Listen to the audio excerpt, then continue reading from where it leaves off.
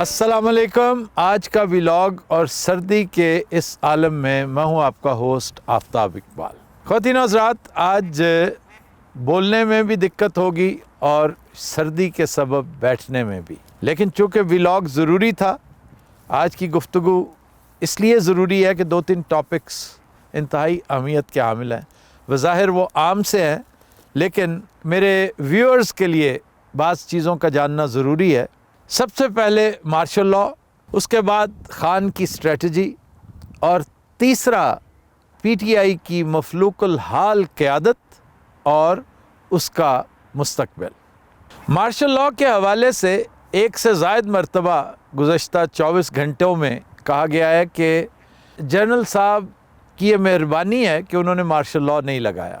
کچھ لوگ یہ کہہ رہے ہیں کہ جنرل صاحب کو بہت کہا گیا کہ جناب کیا امر مانے ہیں, حالات ایسے ہیں کہ آپ کو مارشل لاء لگا دینا چاہیے. تو اس پر مختصر ترین تبصرہ تو یہ ہوگا کہ سبحان اللہ. یعنی ہم نے اس دور میں وہ کچھ ہوتے دیکھا ہے کہ جس کا عشر اشیر ہماری تاریخ کے بدترین مارشل لاز میں بھی نظر نہیں آیا. آپ خود سوچیں کہ کیا کچھ ہو سکتا ہے ایٹراسٹیز کے حوالے سے, ظلم و جبر کے حوالے سے. یعنی قرون اولیٰ کے وقتوں میں جو کچھ ہوا کرتا تھا, مور اور لیس ہم گزشتہ 2-3 سال میں وہی کچھ ہوتا دیکھ رہے ہیں. تو حضور, سب سے پہلے تو گزارش ہے ان احمق دوستوں کے بارے میں جو مارشل لاء کو بہت ایزی لیتے ہیں. وہ یہ سمجھتے ہیں کہ ہمارے یہاں جب بھی مارشل لاء لگا ہمارے جرنیلوں نے لگایا. یہ آپ کی بے وقوفی ہے, بلکہ آپ ہمارے معصوم جرنیلوں پر الزام لگا رہے ہیں. بھائی جان, مارشل لاء جب بھی لگا ہے پاکستان میں وہ پینٹاگون کی ضرورت کے تحت لگا ہے. اب پینٹاگون کیا ہے اور اس کے اسرار و رموز کیا ہیں, اگر آپ کو اس کا نہیں پتہ تو پھر اپنا منہ ہی کم از کم بند رکھا کریں, یا کم از کم ٹی وی پر بیٹھ کر اس طرح بلند بانگ دعوے نہ کیا کریں. سکندر مرزا نے جو کچھ کیا میرے بھائی, اس کا سبب پینٹاگن کی کوریا اور ساؤتھ ایسٹ ایشیا میں انگیجمنٹ تھی. ایوب خان نے جو کچھ کیا وہ اسی کی ایکسٹینشن تھی. ضیاء الحق نے جو کچھ کیا وہ افغانستان کی پیش بندی تھی. آپ دیکھیے کہ سوویت فورسز نے ریور آکسس کب کراس کیا, دریائے آمو کراس کر کے سوویت فورسز نے گرم پانیوں کی طرف پیش قدمی کب کی, اور ضیاء الحق کا مارشل لاء کب آیا. مشرف کا ٹیک اوور واحد ٹیک اوور تھا ہماری تاریخ میں جو یکلخت ہوا اور انتہائی مجبوری کے عالم میں ہوا. اور یہی وجہ ہے کہ اس بیچارے کو پورا 1 سال چیف ایگزیکٹو کا ڈھونگ رچانا پڑا, اور اس نے اپنے آپ کو نہ پریزیڈنٹ کہا, نہ مارشل لاء ایڈمنسٹریٹر کہا, نہ اس نے اپنی عدالتیں لگائیں, نہ کوڑے مارے, نہ سزائیں دیں, نہ ٹرائل ہوئے. البتہ جب پینٹاگن چڑھ دوڑا افغانستان پر اسامہ بن لادن کی تلاش میں 9/11 کے ریئیکشن کے طور پہ, تب پرویز مشرف کو بیٹھے بیٹھے واشنگٹن ڈی سی کا شرف قبولیت بھی مل گیا. اور اس کے بعد وہ پرویز مشرف جو جیب کتروں کی طرح چھپتا پھرتا تھا وہ آنکھ کا تارا بن گیا. ایسے ہی ہوتا ہے. البتہ آج سے تقریباً 3-3.5 سال پہلے جنرل باجوہ کو یہ آئیڈیا سوجا تھا, یہ جوش آیا تھا کہ افغانستان میں جو صورت احوال کریٹ ہو رہی ہے اور جس طرح انخلا کی باتیں ہو رہی ہیں, تو امریکن فورسز جب یہاں سے نکل گئیں تو یہاں پر تو ایک مستقل واچ مین چاہیے ہوگا, تو میرے سے بہتر اور کون ہو سکتا ہے. اسی پلاننگ کے تحت اس نے اپنی دوسری ایکسٹینشن کے خواب دیکھنے شروع کیے. لیکن ایسی پلاننگ دھری کی دھری رہ جاتی ہے کیونکہ اصل تدبیر کہیں اور ہو رہی ہوتی ہے. اب آ کے معاملات بہت مختلف ہو گئے ہیں میرے بھائی. ہر چیز ٹاپسی ٹروی ہو چکی ہے.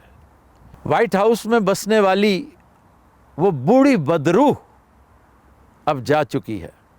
And there is a new sheriff in town.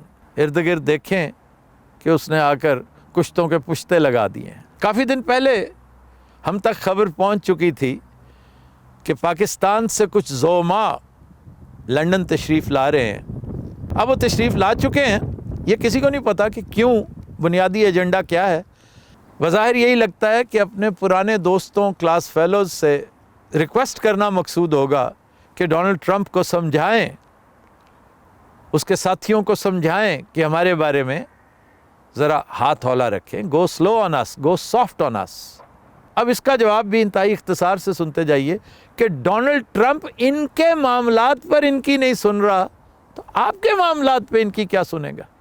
इसलिए अपनी तवज्जो वाइस प्रेसिडेंट वैंस के खिताब पर ज़्यादा मरकूज़ कीजिए, उसकी ज़्यादा ज़रूरत है। ये जो सिलसिला सेंसरशिप का है, जिसकी कोशिशां सरेनौ हो रही हैं और फ्यूटाइल है, सब फ्यूटाइल है, उसके ऊपर गौर कीजिएगा। अच्छा जी, अब आ जाते हैं खान की तरफ कि कितना दमखम बाकी है खान में और उसके दुश्मनान में। हरीफान होना चाहिए था, लेकिन अनफॉर्चुनेटली हमारे यहाँ सियासत अब बाकायदा दुश्मनी की शक्ल इख्तियार कर गई है। और ये नागज़ीर था। जब सिस्टम्स क्रम्बल करते हैं, जब पुरानी बोसीदा दरार ज़दा इमारतें ज़मीं बोस होती हैं, तो हालात फिर इसी तरफ चल निकलते हैं। तो इसमें nothing against any individual, nothing against any party, हम सिर्फ सिस्टम की बात कर रहे हैं। तो ये सिस्टम अब तबाही के धाने पे है, तो इस तबाही को मैं और आप चाहें भी तो नहीं रोक सकते। खान के हवाले से एक गुजारिश है, मैं ये प्रोडिक्ट नहीं कर रहा कि उसने कब आना है, वो कब बाहर आएगा, वो कब इक़्तिदार हासिल करेगा और कब पाकिस्तान की खिदमत करेगा। खुदा की कसम, मेरा यकीन है, मेरा ईमान है कि वो पाकिस्तान की खिदमत अब भी कर रहा है। मेरे व्यूअर्स खूब अच्छी तरह जानते हैं कि ये बात मैं 3 साल पहले कर चुका हूँ अपने शोज़ में कि खान ने जो किरदार अदा करना था, जो रोल प्ले करना था पाकिस्तान की, पाकिस्तानी अवाम की, जो असल खिदमत करनी थी, वो कर दी है। अब जो कुछ उसकी वसातत से हमें मिल रहा है या आइंदा मिलेगा, वो बोनस है। उसका सबसे बड़ा कमाल यही है कि उसने इंतहाई महारत के साथ, जान फिशानी के साथ, जुर्रत के साथ, जज्बा ईमानी के साथ इस बदबूदार रॉटन सिस्टम को डायनामाइट लगाया है। इसके असरात मुरतब होना शुरू हो चुके हैं। आगे आगे देखिए, मज़ीद नज़र आएंगे। दुआ करें कि अल्लाह इस ट्रांजिशन को खुशउस्लूबी से हमकिनार करे।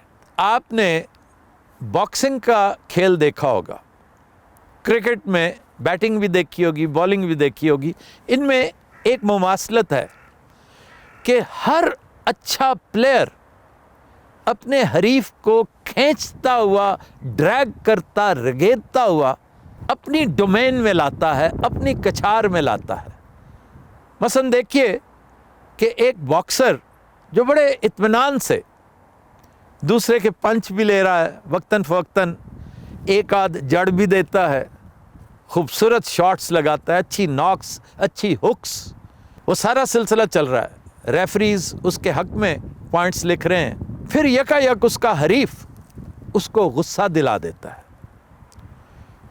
और गुस्से के आलम में वो फिर आपे से बाहर होता है।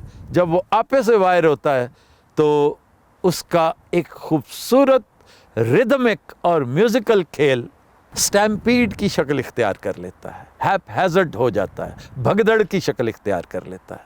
वो फिर टेक्निक से नहीं लड़ता, वो फिर गुस्से से लड़ता है। और गुस्सा आप जानते हैं कि आपका किस कदर बड़ा दुश्मन साबित होता है। इसी तरह बैट्समैन बड़े आराम से टिका हुआ खेल रहा होता है, लेकिन अच्छा बॉलर उसको मजबूर कर देता है कि वो शॉट लगाए जो बॉलर चाहता है, हत्ता कि उसे टॉन्ट भी करता है, बातों में, स्टाइल में, शरारत में, गेंद के अंदाज में, आंखों आंखों में कि ये शॉट क्यों नहीं खेल रहे हो, क्या हो गया है, चूड़ियाँ पहन रखी हैं क्या।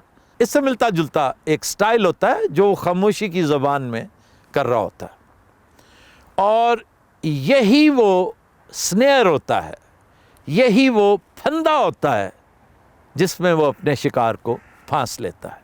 बैट्समैन जो बड़े आराम से टिका हुआ रोलिंग शॉट्स खेल रहा होता है, وہ فرنٹ فٹ پہ جا کر لافٹڈ شاٹس کھیلنے کے لالچ میں، باؤنڈری کے پار بلکہ کراؤڈ کے پار گیند پھینکنے کے لالچ میں لانگ آن یا لانگ آف پہ کیچ ہو جاتا ہے۔ عمران نے اپنے حریفوں کے ساتھ ایگزیکٹلی وہی کچھ کیا، یعنی گزشتہ 2 سال میں ایسا کچھ نظر نہیں آیا جس میں محسوس یہ ہو رہا ہو کہ شاٹس عمران کال کر رہا ہے۔ عمران تو بیچارہ وہ کچھ کر رہا تھا جو کہا جا رہا تھا کرنے کو، لیکن اب ہماری سیاسی فلم نے، ڈرامے نے جو رخ اختیار کیا ہے، اس کا اسکرپٹ لگتا ہے عمران خان نے لکھا ہے۔ اسکرپٹ تو چلو جس نے بھی لکھا ہے، لگتا ہے اسے ڈائریکٹ عمران خان کر رہا ہے۔ آخری گزارش چلتے چلتے اس بیچاری پارٹی سے متعلق، اس کی زبوں حالی سے متعلق، وہ یہ ہے کہ اس کے اندر شدید کمی ہے ٹریننگ کی، آئیڈیالوجی کی۔ یہ 1 مین آرمی ہے، یہ 1 مین پارٹی ہے، اور یہ بھی میں سمجھتا ہوں کہ آپ محسوس کر رہے ہوں گے کہ مجھے بولنے میں پرابلم ہے، تو اس کی وجہ بھی صرف یہ ہے کہ سردی۔ تو اس پر سوال تو یہی بنتا ہے کہ انڈور کرتے، آگ کے پاس بیٹھ کے کرتے، یا ہیٹر کے سامنے بیٹھ کے یہ گفتگو کرتے۔ تو اس کی 2 وجوہات ہیں۔ ایک تو یہ کہ جب ہم آئے تھے یہاں پر کافی سنی تھا ماحول، کافی حرارت تھی، اور دوسرا کیڑا۔ یہ بھی بڑی اہم چیز ہے کہ ہم نے خوبصورت ماحول میں بیٹھ کے کرنا ضروری سمجھا، اور اس کا خمیازہ بھی بھگت رہے ہیں۔ خیر، انتہائی اختصار سے اس کو وائنڈ اپ کرتے ہیں کہ اس وقت فوری طور پر پارٹی ہائی کمانڈ کو ایک حکم جاری کرنا چاہیے، ہر اس شخص کے نام جس نے پارٹی کا ٹکٹ لے رکھا ہو، اور وہ جو آئندہ الیکشن میں امیدوار ہو، کہ فوراً سے پہلے اڈیالہ کے آس پاس، میں یہ نہیں کہتا جیل کے عین سامنے، اڈیالہ کے آس پاس کوئی اچھی سی جگہ یہ سب لوگ مل کر تلاش کریں، اور وہاں پر ایک کیمپ لگائیں جسے احتجاجی کیمپ کہا جائے، اور کوئی ہلڑ بازی کرنے کی، توڑ پھوڑ کرنے کی ضرورت نہیں ہے۔ ایک احتجاجی کیمپ بنائیں، اپنے قافلے بلائیں اپنے اپنے علاقوں سے، بہترین کک منگوائیں، بہترین چپاتی مین منگوائیں، اپنے اپنے تنور لگائیں، اپنے اپنے پکوان بنوائیں، روزے رکھیں، لوگوں کو روزے رکھوائیں، اور ایک میلے کا سماں قائم کریں۔ ایک ایسا لنگر ہو جو سارا دن، ساری رات صلاح عام کی طرح ایک کھلی انویٹیشن ہو، لوگ آئیں، بیٹھیں، اپنا احتجاج رجسٹر کروائیں، تاکہ زنگ آلود ہوتی اس پارٹی میں کچھ تھوڑی سی جنبش ہو، تھوڑا سا پتہ چلے۔ اور یہ کہنا انتہائی فضول بات ہے کہ خان ہر چیز سسٹین کر لیتا ہے، برداشت کر لیتا ہے، اور اسے کرنا چاہیے۔ اور تم کب کرو گے؟ خان تو کر ہی رہا ہے۔ میں نے پہلے بھی گزارش کی ہے کہ خان اپنا کردار، اپنی اننگز، اپنا رول پلے کر چکا ہے، تم کس دن کام آؤ گے؟